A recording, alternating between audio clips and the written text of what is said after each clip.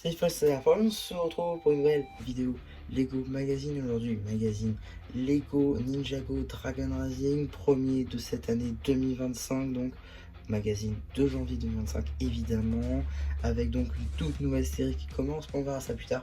On va tout de suite commencer par la mini figurine du jeu. Juste ici, vous avez la mini figurine de Maître Lloyd, une figurine qui n'est pas du tout exclusive à ce magazine. En effet, une figurine qui est déjà parue de nombreuses fois, c'est-à-dire deux dans la gamme Splendor Ninjago 2024 notamment, car c'est donc sa première apparition en janvier, avec le Battle Pack de Jay, sorti donc en janvier, comme j'ai pu le dire, 2024, avec les cheveux qui étaient une nouveauté, qui sont depuis réapparus sur la version tournoi de Lloyd, dans 2 sets de la vague de juin 2024. La tête du film, ça ne change pas.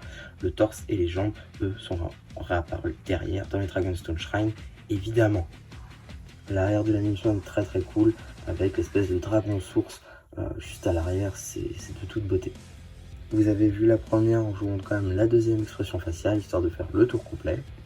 En termes d'accessoires, il a d'énormes pièces d'éclairs qui viennent tout droit de son méca élémentaire, sorti en mars 2024.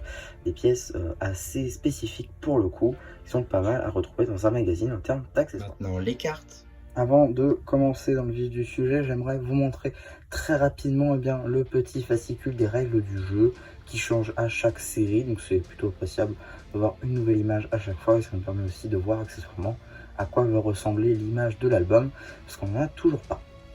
Par contre, j'aimerais notifier qu'il n'y a que 2 pages qui changent. Parce que ici, voilà, ça c'est une nouvelle page, on voit bien les nouvelles cartes. Par contre, ici on retrouve Heatwave, on retrouve... Ouais, c'est compliqué à montrer, hein, voilà. Ici on retrouve Ryu, en tout cas des cartes de la série 7 qui ne sont pas du coup des cartes de la série 8. On va dire qu'ils ne sont pas foulés. Ici, vous avez la nouvelle carte en édition limitée numéro LE11, Arène Tournoi édition limitée. Elle appartient à une nouvelle série de cartes à collectionner, Lego Ninjago Dragon Rising série 8, la Lune de Sang. Voici le titre donc de cette série. Magnifique carte avec donc la version Tournoi des sources de Arène. L'arrière de la carte n'a toujours pas changé depuis la première série de cartes à collectionner Lego Ninjago, malgré le petit 2025 en bas de la carte. C'est le seul changement chaque année, donc c'est un petit peu dommage, je trouve. On commence cette ouverture de booster avec la carte spéciale. Effectivement, c'est pas fait exprès, hein, c'est juste que je fais dans l'ordre des cartes. Donc ici nous avons le numéro 38, Sora BD, une magnifique carte pour le coup, brillante, qui représente assez bien le pouvoir technologique de Sora, ce que je trouve plutôt cool, avec donc toutes ces pièces dites techniques justement, ce qui est plutôt appréciable, je trouve. D'ailleurs, on reparlera de ces cartes dans un petit short, je pense, à l'avenir, où il sera déjà sorti, je sais pas encore. En tout cas, je vous montrerai un petit truc assez inquiétant, je trouve. D'ailleurs, j'ai fait une réclamation pour ça, vous verrez. En tout cas, ça peut être assez intéressant, je pense. Aussi une carte juste ici qui avait fait couler de l'encre. Je veux bien évidemment parler de la carte numéro 105, Moro, elle aussi qui appartient donc à cette nouvelle série 8, marquée avec le logo du clan des loups, à voir donc s'il sera du côté des gentils ou des méchants dans cette saison 3. En tout cas, un personnage assez appréciable qui, par contre, ne vient pas avec ses épaulettes, ce qui est plutôt bizarre, alors que dans les sets, il vient avec une épaulette, enfin des épaulettes plutôt. Donc à voir s'il y aura un petit changement à faire sur la mini-figurine ou pas. Ici, donc, une carte de la saison 3 encore de Dragon Rising, avec donc Drix Fort, une carte numéro 130, donc, carte commune, hein, je crois que je ne l'ai pas dit depuis le début, sauf la première carte, donc, qui est une carte spéciale, la deuxième qui était une carte aussi commune, comme celle-ci d'ailleurs, qui va prendre Drix, donc, dans sa version notamment du Battle Pack de Zane. Encore une fois, carte commune juste ici, de Jordana méchante, carte numéro 141. Une petite carte méchante, ça fait jamais de mal, malgré le fait qu'elle n'est pas de la bonne couleur. Effectivement, on voit bien que c'est un gris foncé sur la carte, alors que normalement ça devrait être un Dark Pearl Grey. En tout cas, voilà, c'est pas très très dérangeant, et ça apporte également une nouvelle expression faciale à Jordana. Avant-dernière carte donc, avec ici le numéro 211, le robot grimpeur ninja de Kai, un set donc de mars 2024, cette fois-ci donc pour la saison 2, partie 1 de Dragon Rising, étant donné qu'on ne voit pas vraiment dans la partie 2, donc bon, est-ce que finalement il a réellement sa place ici? Peut-être pas, en tout cas voilà, une carte assez simple, donc d'un véhicule. D'ailleurs la review de ce set est disponible sur la chaîne si ça vous intéresse. Enfin, donc pour finir, pour ce petit booster, je trouve ça plutôt bizarre, assez bizarre, je vois pas comment je peux le dire d'autre. Donc une carte commune, 244 Lloyd, et j'ai l'impression qu'ils sont inspirés des cartes Art, vous savez, donc dans la gamme Minecraft de cette série 1. Donc pour cette série là, bon, c'est pas dérangeant en soi, ça peut être plutôt cool de voir certains personnages en action avec leur nom en bas. En tout cas voilà, ça m'a fait tiquer quand j'ai vu, mais pourquoi pas. Avant de passer au magazine et au paperback, j'aimerais revenir très rapidement sur le booster. Alors on la reverra un petit peu plus sur la chaîne parce que j'ai acheté simplement les éco multipack.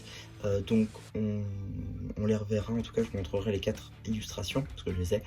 Mais voilà, en tout cas je le caille. Alors voilà, il y en a d'autres. Il y a Lloyd, il y a Zane, il y a Lordras également.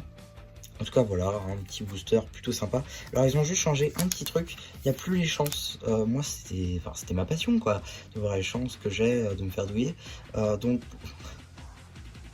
simplement parce que bon voilà, on a 96 communs, 96 peu communs, 64 rares, 22 ultra rares. Ça ne dit pas il y a combien de chances d'avoir une ultra rare. Donc ça c'est un petit peu dommage par contre. Voilà, c'est un petit peu dommage. Néanmoins voilà, c'est un petit détail que je voulais notifier. Et donc voilà, maintenant qu'on a fait le tour des diverses surprises et autres cartes, on va pouvoir très rapidement regarder le paperback. Juste ici, donc avec une petite illustration de Maître Lloyd avec ses accessoires, beaucoup trop grands. D'ailleurs, l'illustration de Lloyd, son nom évidemment, le logo de Ninjago Dragon Rising, l'âge qui est subjectif, le petit numéro d'item qui vous permettra de le rajouter à votre collection Brexit, ou alors tout simplement d'avoir les instructions sur le site Blue Ocean. Vous avez également la petite échelle dans la tête de loup juste ici. En termes du magazine, on sera sur un format classique à 8 €. Effectivement, la présence de la carte, de la surprise ainsi que le booster de cartes fait qu'on est sur un magazine à 8 €. Voilà, j'espère que le magazine à 7 € ça va pas partir parce que sinon on sera vraiment parti de 5,50 € à 8 €. Enfin,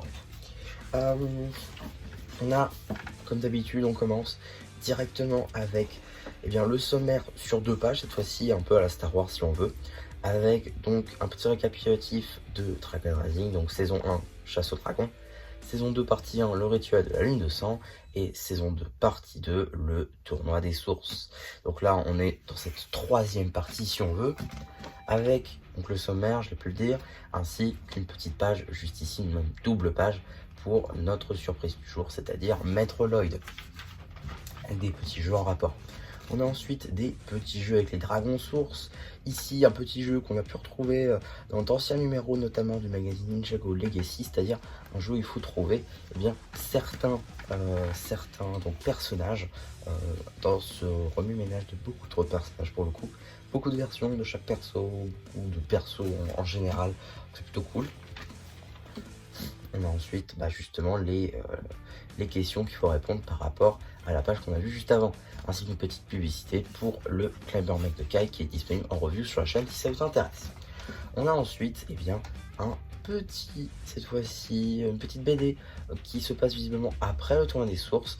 Kai est revenu au monastère, Frac est visiblement resté là encore au monastère, donc ça nous permet de voir un petit peu l'après tournoi des sources avec donc Robbie qui est seul sans Brazera, même si elle a l'air de revenir visiblement. En tout cas, plein de trucs comme ça qui ont l'air assez cool. Pour moi, je trouve ça très sympa en tout cas. Voilà, on a ensuite un petit jeu avec tête qui fume, c'est-à-dire avec Cinder, j'imagine, ainsi qu'un petit poster entre Harry et Sora juste ici.